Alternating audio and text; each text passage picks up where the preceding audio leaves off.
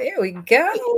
There we are. There we are. Good evening, Miss Victoria. Good evening, Miss Andrea. It's good to see you tonight. It's good to see you, and it's good to be seen. And we No, missing our compadre. I know. We can't. How is this happening to us that she's getting to go away and have fun and we are left alone. I know we miss her when she's gone. And she knows better than to leave us alone. We're subject to anything I know, right? without her guidance. Right. We need somebody to bring it on in. Bring it in. Somebody sitting in the background going, okay, ladies, we we got to go. Like we just take one look at her face and go, okay, we got to stop now. I know, I miss but her. that's okay. It's okay that she's away today because we're going to have fun because That's we it. got a great That's guest it. and a great book, and we're We going sure to have a do. good time. So sorry you missed it, Miss Ruth, Exactly. but she will be back with us soon. Hopefully next week. I think she's Yes. scheduled. She'll be back next week, and then you'll be away for a while, right? I'll be away, but I'm still going to be joining in. Oh, okay, that sounds good. That sounds good. Well, I'm ready to get started, and if you're ready to get started, we will go ahead, and then we can talk some more. Okay, let's do it.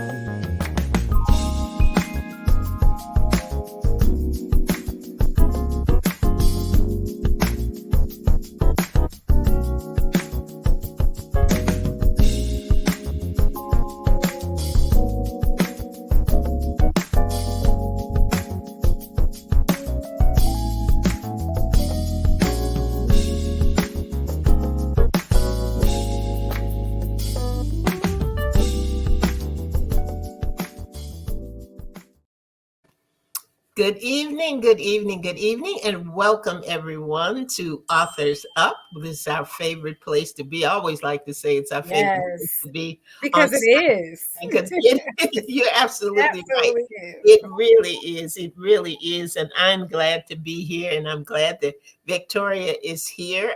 Miss Ruth is off tonight.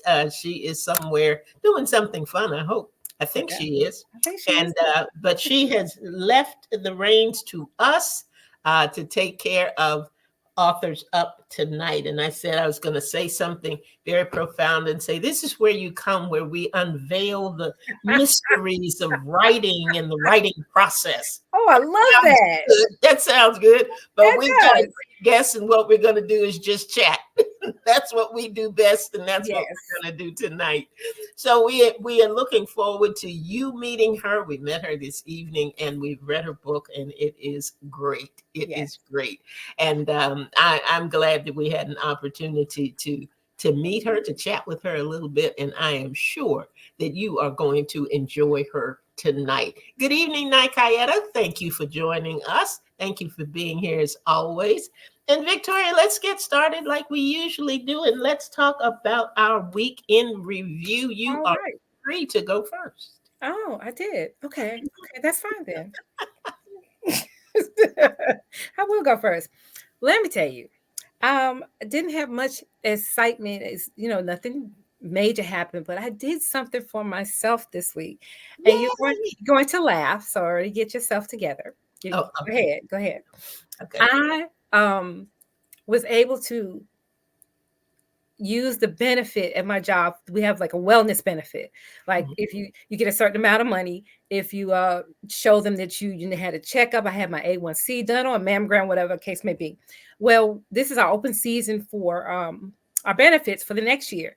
And I was able to find out that I had two wellness benefits that I didn't realize I had. So I was able to put the claim in and I got the money this week. Well, I took the money and purchased me an adult tricycle. What? What in the name? And I forgot about it tonight. I was gonna bring the helmet and just put it on and have you laughing to show you my helmet. Because I bought a helmet, a bike lock, a cover for it, and my tricycle. Because I can't ride a bike. And I'll be honest with you, I'm very afraid of falling. So I figured the only way to get about that is to get a bike with the three wheels. So my bike came yesterday. It wasn't supposed to come until the 15th to the 17th, but I have a purple tricycle. I don't want to know that you have it. I want a video of you writing it. That's Well, what I want. one of my friends has to put it together.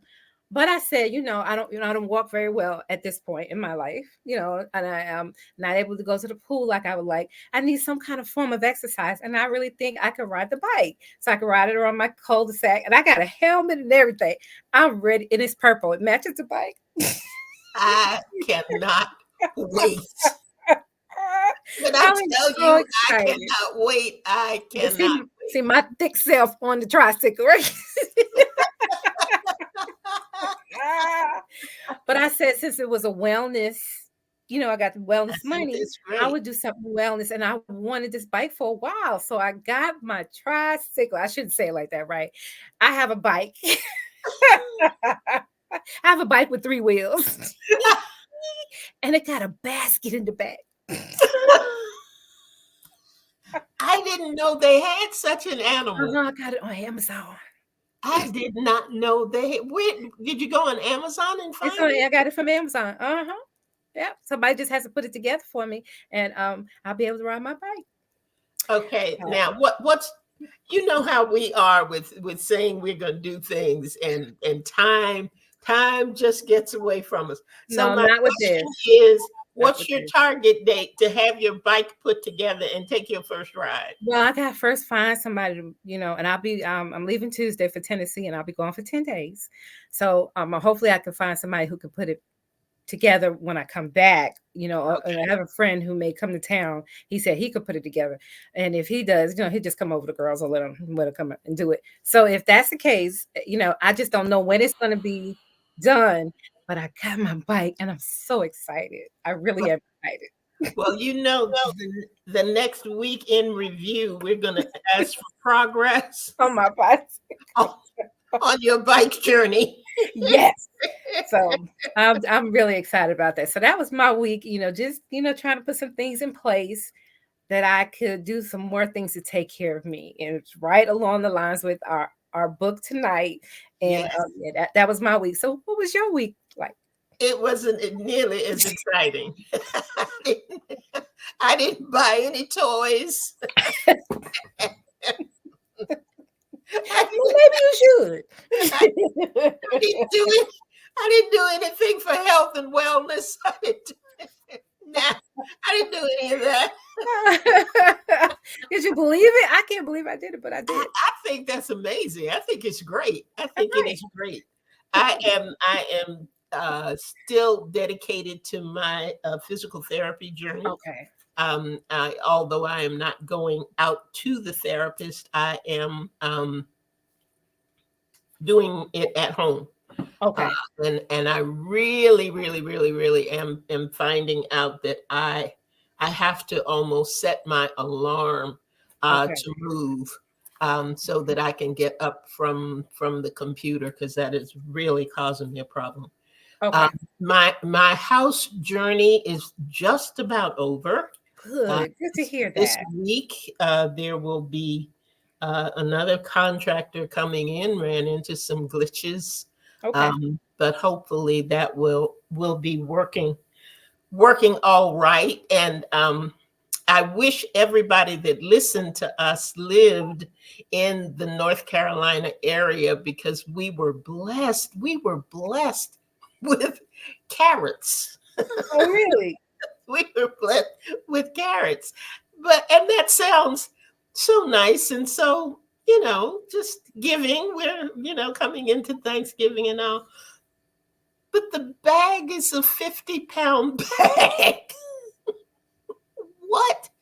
What are we going to do with all those carrots? And we don't have any rabbits. We don't have any pets. And apparently, we don't have any people that we know that would Like carrots like that. Ooh, Well, if we live close, I ride my bicycle and put some in my basket. hey, you can ride on over, pick up a bag. We would be good. One of the things that our author talks about in her book has to do with joy. And Yes. we are certainly at that point. And I am so glad that she mentioned that in her book, because joy is such an important part of life. And we're glad that she did that. And why don't you tell us a little bit about her, I Victoria, and we'll surely go ahead and will. get started. All right. Rachel Newman is an author, speaker, mom, mentor, wife, and mom to three toddlers, a 5-year-old and a 4-year-old, and 4-year-old twins. Like many moms, she wears too many hats. Desperate to find meaning and rediscover herself in the chaos of raising young children, Rachel develops systems to maximize her time, reorient her mindset, and prioritize herself.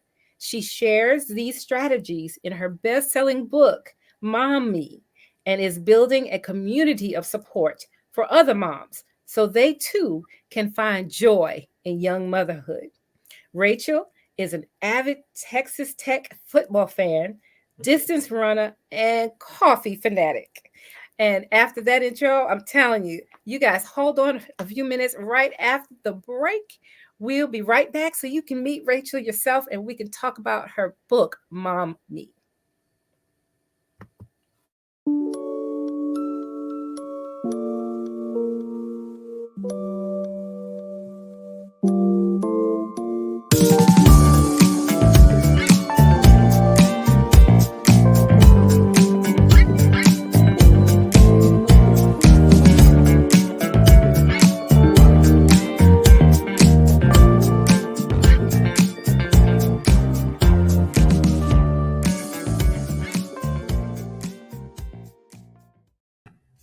Hey, Rachel. Welcome, welcome. Hi there. Hi, thank you so much for having me. Oh, it's our pleasure. Believe me, it's our Yes, pleasure. it is. It is. Victoria, you want to go ahead and Oh. Okay, I thought you started. You are Ruth tonight, so Okay, that's fine. That's fine. All right, Rachel. Again, thank you for being with us. We are so glad you decided to say yes. And we are going to talk about your book, Mommy. Why don't you start out by telling us a little bit about your book? You know, here at Authors Up, we believe that no one can tell the story like the author. So tell us. So my book, Mom Me, started as just a little project. And I say little project, we all know how little projects turn into big projects. Yes. Where I wanted to do something to help other moms who were in the same spot I was, where I, for the longest time, with 3 toddlers under the age of 2, I just felt like I had no idea who I was. I was lost. I was overwhelmed. And that's never a place that is a really good spot for a mom to be, right? We want to make sure she feels supported. And I wanted to provide that to moms who were in that spot that I was previously at. So I started it just as sharing on social media. And a friend approached me and said, "Hey, Rachel, you should actually probably really write this into a book." And I was like, all right, cool. I don't know anything about that. Let me explore that a little bit. So I ended up getting in touch with a book coach and talked about it and decided that, hey, this is a good idea. And, you know, of course, we have so many ideas. So narrowed it down to, this is what I want to be talking about and ensuring that moms feel well and whole, and we're avoiding that overwhelm. Mm-hmm. And that's what it turned into. It turned into a book to really help moms figure out how to take care of themselves so they can go forward and help their families, serve their families. Wow. Well, what was your writing journey like? And did you think it was, what did you think it was going to be? I think, like most people, I thought it was going to be an easy breeze, and right. It's not. It is a very emotional roller coaster type of journey. So I started writing in April of 2023. And for a while, I just fumbled around. I was like, oh, I'm just going to type some stuff up, figure it out. And I realized quickly that that was not a solid strategy for me. I thrive off of routine and organization. And that's when I actually was starting to look and see, like, well, what kind of support is there? And I ended up finding my coach. His name is Jake Kelfer, and he actually read his book first.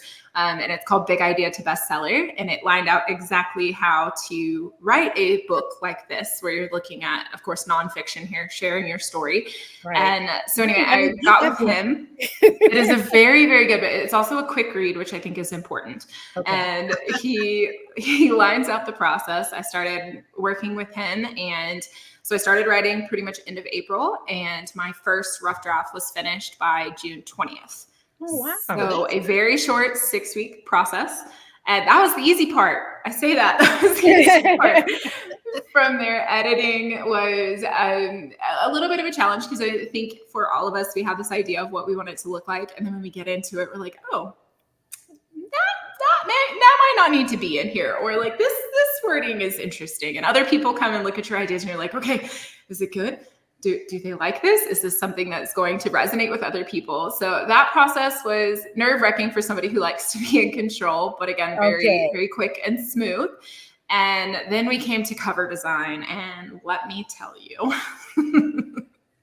So this is the cover for those who have not seen the cover. This photo was taken by one of my very best friends, who we had this idea, and I wanted something where a mom was here in the center, looking like she has it under control with the chaos going on around her. And these are children. So we started with a cartoonish style version of that, which is not originally what I wanted. We worked through probably about 10 different variations of that before I was like, no, we got to go somewhere else. So that took the longest part of my process, was really trying to figure out the cover and the subtitle rather. Okay. And start to finish, we started pretty much end of April, and it launched on November 11th of last year. So we're almost at 1 year of it being out. Wow. How has it been received? And because I said in the bio, best-selling. Talk about that. So it was a bestseller within hours, which shocked me, especially. Well, Congratulations. Thank you. And especially in the motherhood space, you're like, it is a very competitive space to be in. And it was about that we were very strategic with my launch, and I had no idea that going into it, that a few weeks later, a few other authors in the space were also launching. So it was just a really good time window. It also coincided with my oldest daughter's birthday. So we wanted to line up some launch parties and things like that coincided with our trip to Houston for her birthday. So it was a lot of fun. It was well received in the first couple of weeks. And then I think, as every author knows, you have seasons where it does really well and a little stagnant, and we're back to a really well season. So it's just kind of that ebb and flow of how it goes for us. All right, well, I'm going to say this early on. I usually say this later on in the show, but I'm going to go ahead and tell everybody, get the book. And we were, that's my tagline, get the book. We were talking. Go ahead. There's something right here while we're talking about the book and the design of it and everything. I love the play on words for mommy. Tell me about that. And hold, in case anybody missed it, hold your cover up again so they can get the full effect of that. Mommy. How did you come up with that? And how'd you settle on that? So I'm going to give credit where it is due. This title is not my title, as far as like, I am not the brainchild behind it. This goes to my best friend, Landon, who she has been working with me forever. She is literally a reason why this is in publication now. And Landon and I were talking and saying, okay, well, I really want it to embody that you are a mom and you are also a human being outside of your role as a mom. And we were playing with a bunch of different titles and nothing felt right. We were talking about making sure the overwhelm is in there and that you're prioritizing yourself and you're doing all of this. And she's like, well, what about mom me? And I was like, okay, well, it sounds a lot like mommy. And she's like, well, yeah, that's the point, right? Like, you're hearing mommy all day long. Right. Yeah, she got me with that one. So not only is it what we're called all day, but it's also a reminder that you are a mom and you are a me, and the mom does not exist without the me. And that's why you need to prioritize you so that you can be the mom. So you are mom, me. I love it. Really? Yeah, I love it. Go ahead, Victoria. I'm sorry. Did you say Veronica? I did. I was hoping you didn't notice. Shh, don't tell everybody. That's okay. Okay, that's okay. Well, excuse me. You answered that question. Now I was going to ask, well, how long did it take you to write it? Because you told me. Did you have an outline when you were going along? Like you said, you went back and you were writing a little bit, and after that, did you have an outline that you were like? Did you know the topics you were going to talk about? When I initially started writing, no, I was free flowing, and I do not recommend that at all. The next thing was not wise. You're just like, what do I want to say today? And that's great for getting things out and being cathartic, but it's not good for actually creating something that's going to serve anybody other than you. So I did, that was the step one of sitting down with my coach, was actually understanding what an outline looks like. That is very different than, my master's is in German literature. So when we write things like that, we have outlines, but academic outlines are wildly different than outlines when you're trying to write a book like this. So I had to sit down and write it. And I initially started with like a spider web design of, here are all the things that I could possibly talk about, knowing this is the central core theme that I wanted. Right. And I have enough stuff, I could probably write 3 more books. So then you have to narrow it down and just get to the main bullet points you wanted. So it took a little while to get that outline figured out. And then of course you had to go back and edit the outline. And that's one thing that people need to understand too. It's a free flowing thing. Somewhere along the line, you're going to figure out, maybe this needs to be moved to a different place, or this chapter that I thought it was going to be really should just be a smaller section of a different chapter, or maybe it doesn't need to be here at all. So like, it is very much a free flowing thing, but you have to have something to start with, or you're just going to be writing things and it's never going to make it to book form. Well, of all the things that you discarded, do you see another book? Is there another book in the wings? Maybe there might be more than one.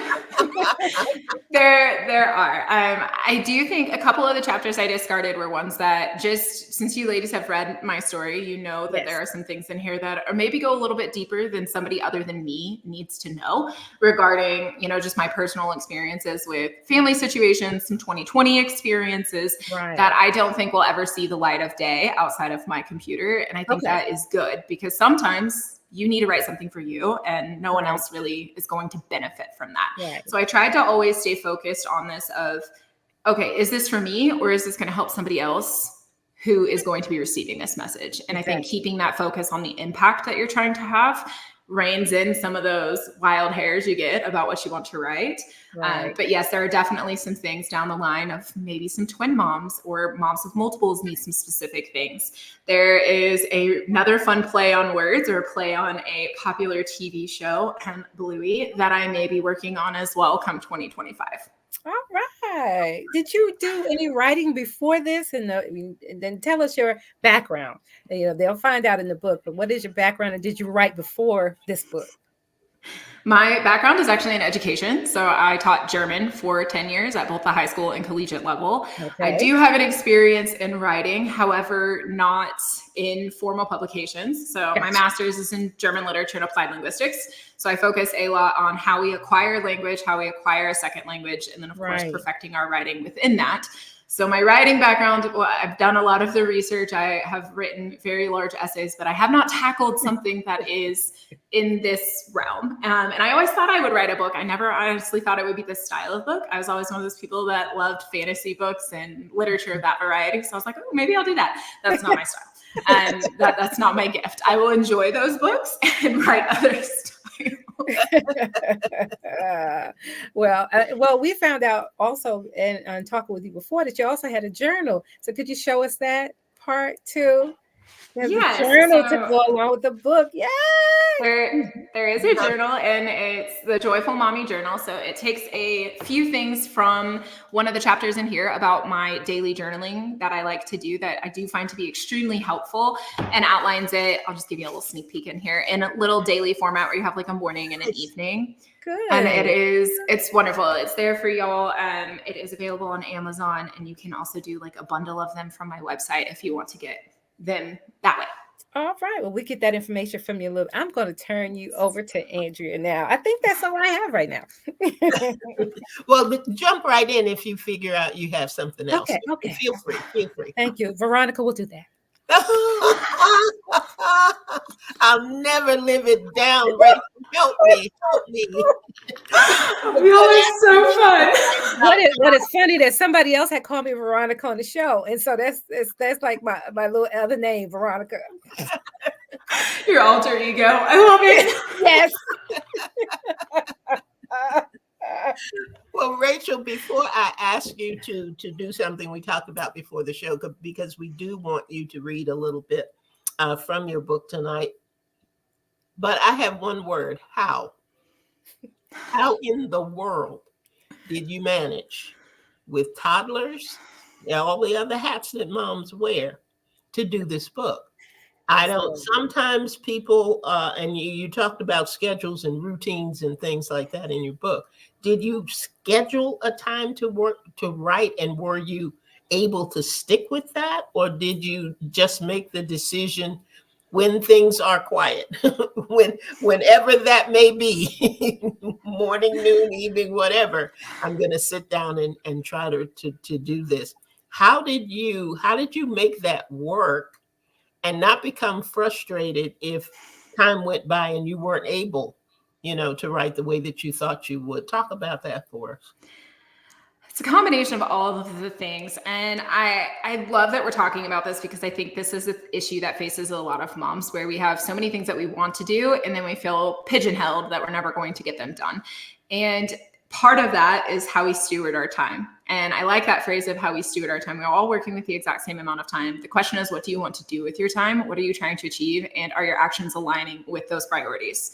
So for us, what we did, I had a conversation with my husband, because I would not have been able to do this without him. I will give credit where it is due. He is a big behind the scenes factor of why this is a book. And we said, okay, this is something I want to do. We set a realistic time frame of, this is how much time you're going to be able to do this. At the time, I was working a full-time job. Our kids were in preschool. So my time frame is before my kids get up and after they go to bed, because I am working during the rest of that time frame. And for me, my brain works best in the morning. So I had to shuffle around my morning schedule and do all of my writing in the morning. So I just knew I was going to get up and I was going to write. So part of what I said there, where I wrote this book in 6 weeks, is because I could commit to that for 6 weeks. I could not commit to that for 6 months. And once that initial rough draft is done, you do have a little bit more flexibility in the time, but you really need to set at least I found, I do better if I know I'm going to be writing in this time block, and just start writing. If something doesn't really flow, just start writing words and say, nothing is flowing today. And eventually it will come out, and just continue in that flow until the timer goes off. And I love the Pomodoro method for writing, where you set a specific amount of time, give yourself a break, come back. And I think that has been really, it's one of the things that I use as moms in general, is just set a timer, do what you can in that time frame, and come back to it. I like that. And then it's very helpful, and it helps keep you focused, especially if you're an ADHD person.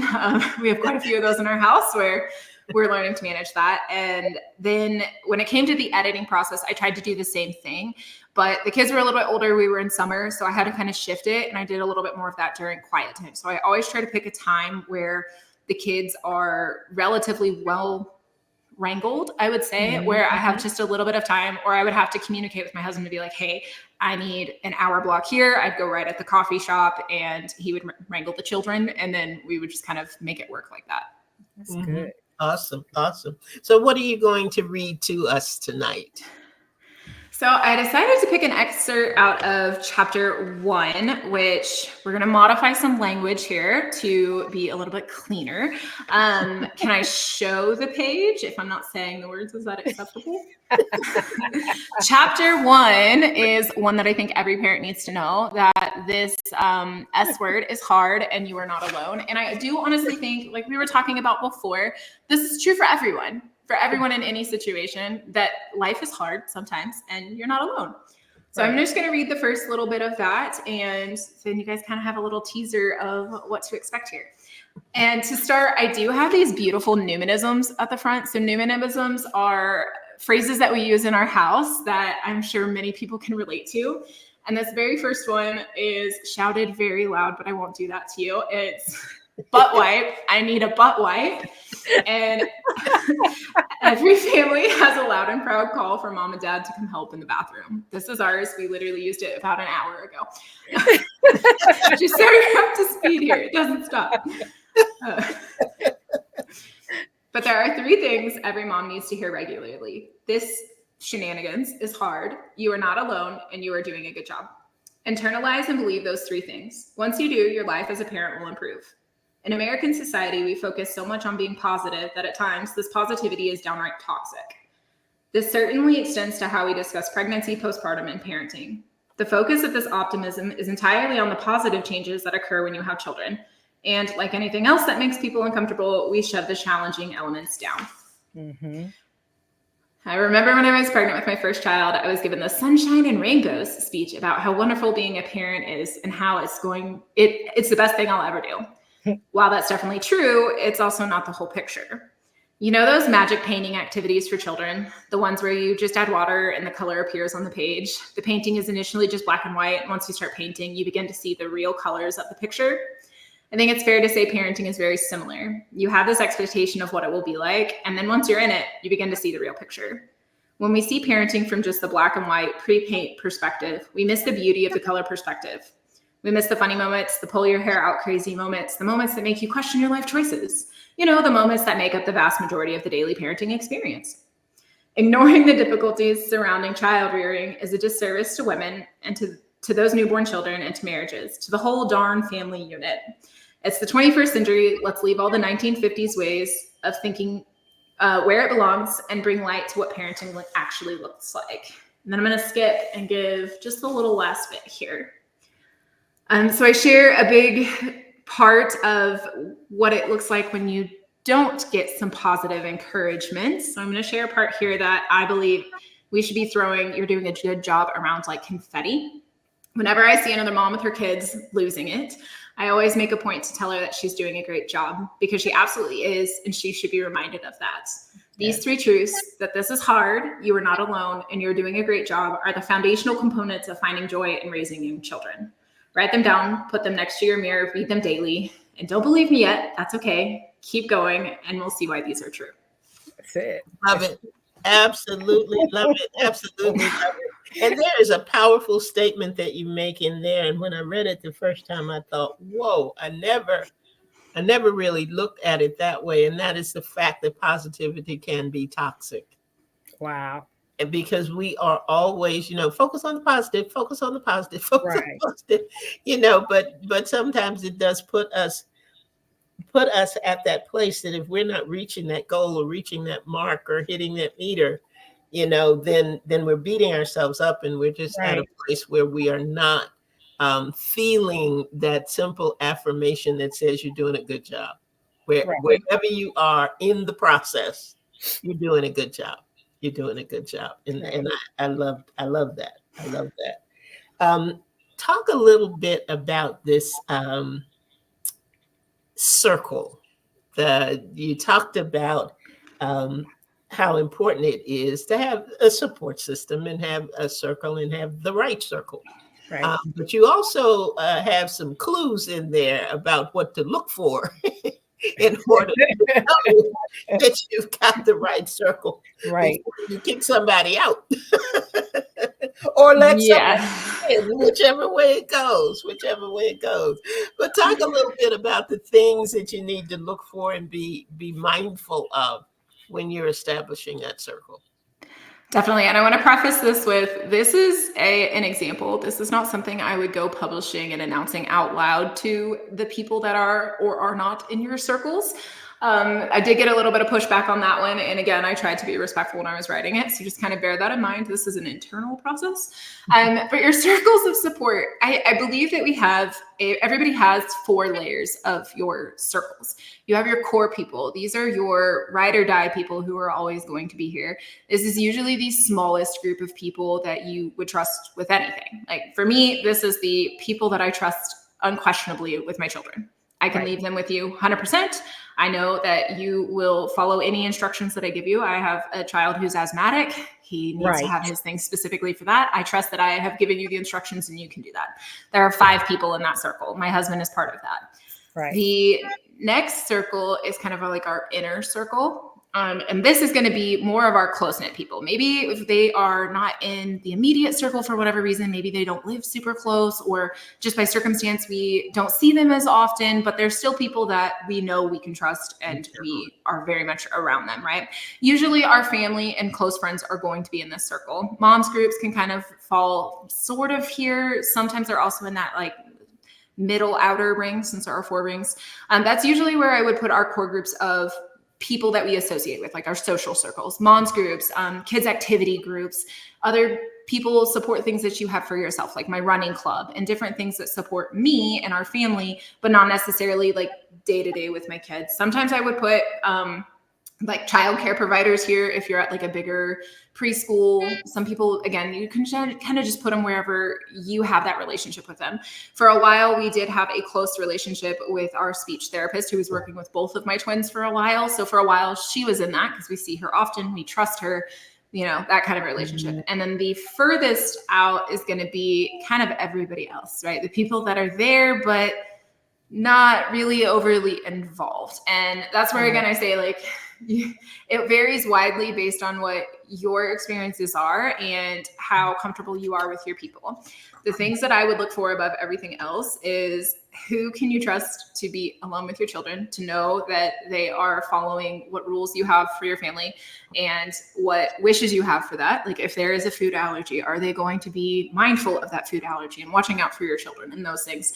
And knowing that quantity is not the same thing as quality. You want the quality people in your circle. Again, my close circle is 5 people and the kids of those people. And that's it. That's primarily who I rely on to support us here in our family. And that means oftentimes my husband and I are doing it alone. And that is okay because every support circle is going to look different. The fact that you have quality support, even if it is not numerous, outweighs the numerous support that is not quality. Right. Right. Awesome. Victoria, did you have something? If not, I have another thing. Go ahead. Rachel, about before we go. I tell you what, the time goes by so fast. It does. Time flies when you're having fun. Exactly. It is true. But I want to talk to you a little bit about your chapter 11 about find your thing. And the thing that you found is joy. And that stood out for Victoria and myself because we participated in a writing project this year, Joy 365. Yes. It was a devotional that talked about just that joy. Tell us about joy and why joy is so important, why finding your thing can keep you from being overwhelmed. Have at it. I love it. And I was listening to you guys behind the scenes as well, talking about your new joy. And I am very excited for your new joy. And I love that because it's something different. And sometimes we need to step back from what brought us joy before being a parent and thinking, okay, that everything has to remain the same. I have to love the same things I loved when, I was pre-children or in my 30s and now I'm in my 40s or whatever it is, that everything has to stay the same. I don't think our joy is supposed to stay the same. There's going to be, for example, before I had children, I very much enjoyed crime shows. And if you know anything about crime shows, there are a lot of those that involve terrible things happening to children. And that is a hard pass for me now. I cannot do those anymore. So watching that would give me anxiety, not bring me joy. Right. But yeah, I don't recommend it. But if that's your thing, you do your thing. I love Criminal Minds. I do too. Yes. One of my favorites. It is great, but I have to be careful which episodes I watch. But having something that is entirely for you that just brings you joy. And I'm not talking about something that you do with your spouse or something that you do with your friends or something that you do with your children that brings you joy. I'm talking about something that is entirely for you. That you just do for you because it fills your cup and it gives you just that sense of, wow, I'm happy today. And whatever it is, and it can be many different things, and you just explore those. And I do, I used to love sewing and would do a lot of sewing. And for a while, it started becoming a chore, and then it wasn't joyous anymore. So I put it aside and picked up something else. And I'm going to go back to sewing at some point when I feel like it's going to bring me joy again. And just knowing that you have like the world is your oyster of activities. You can pick something that brings you joy, and just know pouring into yourself is the best thing that you can do for your family, because a happy and healthy mom is going to create a happy and healthy family. I like that. Very true. Very true.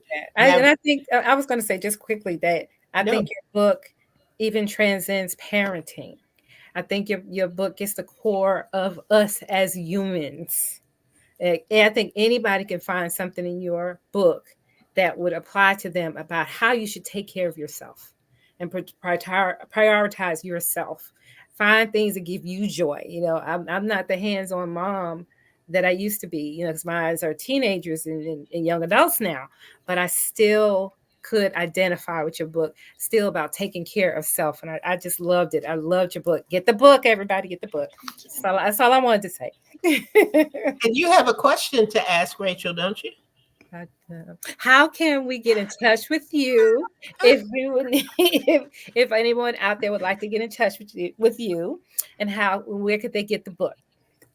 Very easy to find. I'm everywhere at the Rachel Newman. So my website is therachelnewman.com. I'm on Instagram. That's my favorite place to hang out. Come hang out with me over there. It's at the Rachel Newman on Facebook as well. And the book and journal are both available on Amazon as well as through my website, rachelnewman.com. Oh, and tell the audience a little bit about your freebies on your website. Oh, there are tons of freebies over there. So that was the other thing, is I didn't want to leave you with all of this wonderful ideas and give you nothing. You need to have the supports there, because we believe in supporting parents. So there is on the website, if you have the ebook and everything, there is an entire bank of resources there for you, completely free. So you can use all of these different strategies in there. And then of course, on the website, you can also see a bunch of other freebies that I have that are unrelated to this, that I have created since then, that will also support you as a parent or a not parent. Right. That's wonderful. Very good. Very good. Rachel, I have had a lot of joy tonight. Yes. Yes. My cheeks hurt. I've enjoyed myself immensely talking to you and talking about this wonderful book. And like Victoria was saying, because you've got toddlers, Victoria talks about her adult children. My children are just old. They're just old. I look around and think, but the things that you talk about in terms of the importance of taking care of you, taking care of yourself, not beating yourself up, not trying to be perfect, and all of those things are just essential to our growth, to our health, to our well-being. And even though it may be framed this way for mommy, that me part is just what we all need. And those affirmations are things that we need to tell ourselves. We need to see the value in who we are and not just concentrate on what we have to do. And understand that, if I don't get it right now, it's really okay. And I'm still a great person and a great mom. What would you leave with our listeners tonight? Oh, thank you. Summed it up very well there, is that truthfully, who you are is not attached to the hats that you wear. So take off every single one of those hats that you have, whether that's parent, it is employee, wife, whatever it is, and just know that you're valuable as the person that you are. You are doing a good job in all of those different areas. And like you said, pour into yourself. You being joyous and happy is going to pour out into the world, and your impact can really happen when you are whole and well. And that, again, it feeds into the impact that you have around with everyone else around you. Awesome. Love it. I tell you what, you're doing a great job, Rachel. Thank you. Yes. Thank you. You ladies are as well. Victoria. What'd you say? Even if I do call you by the wrong name, I'm still gonna answer you. I am me. Thank you so much for being with us tonight and for sharing what is going to help an awful lot of people. And I think the immediate reception to it is a good indicator that it is much needed and something that people of any age and any stage can really, really benefit from. So thank you so much. Thank you for being with us. And for those of you who may have a friend who's a mom who may have missed the broadcast live this evening, there is a replay on Saturdays at 7 p.m. and you'll be able to see this show again. Invite somebody, invite a mom that you know, that you see might be having some issues trying to get it all together Yes. and make it all happen. And just for you, if it is just for you, be sure that you come back on Saturday right here on ALH Broadcasting and tune in to the replay of Authors Up. That's all that we have tonight. I thank you again, Rachel. We love your book and love your Yes. energy. And I don't know how you still have any, but I know. And that beautiful smile with the dimples. It's beautiful. that in itself is a joy. It's a joy. So thanks to all of our listeners and for all of our viewers as well. Victoria, do you have the information about where they can find us with Well, if anybody wants to send in any comments, if you want to suggest an author for us, or if you want to be on the show yourself, send us an email at authorsup@gmail.com. You can find our podcast, which will be downloaded, I believe, on this coming Wednesday on any podcast format that you would like to listen to. You can download it. Look for us, Authors Up Show. And that's where you'll be able to find us. Good job. Thank you. That's it for us for the evening. You guys come on back next week. There's a spot for you right here on Authors Up. And I think we'll have another guest. I think Ruth will be back next week too. I think she will. So she can tell us all about her travels. Her adventure. I can't wait to hear it. Because it's been busy for her, but good. Yes. So that's it for tonight. Again, we appreciate you being here. Enjoy your week. Find something to do for you. Amen. Amen. Make it a good week and come on back next week. We'll be right here at 7 p.m. for another edition of Authors Up. Thanks a lot, Rachel. Good night. Thanks so much for having me.